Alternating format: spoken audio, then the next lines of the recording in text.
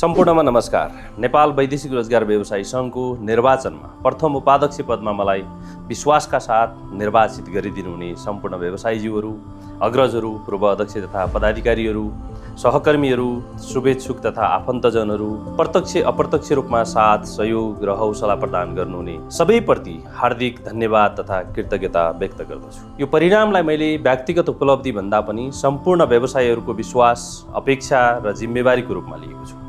निर्वाचन प्रक्रिया मार्फत व्यवसायीहरूले संस्थाको नेतृत्व, कार्यशैली र भावी दिशाबारे आफ्नो अभिमत स्पष्ट रूपमा व्यक्त गर्नुभएको छ। यसका लागि सम्पूर्ण मतदाता व्यवसायीहरू सम्मानका पात्र हुनुहुन्छ। निर्वाचन अब सम्पन्न भएको छ।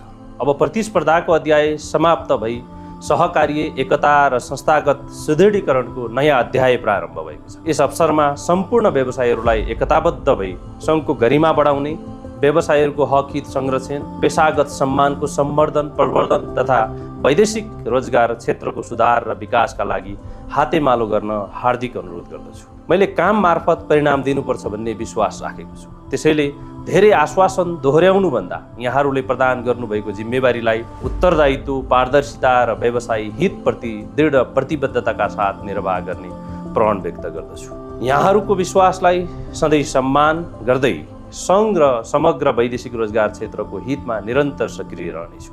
पुनः एकपटक यहाँहरूको अमूल्य मत, विश्वास, सद्भाव र समर्थनका लागि हार्दिक धन्यवाद।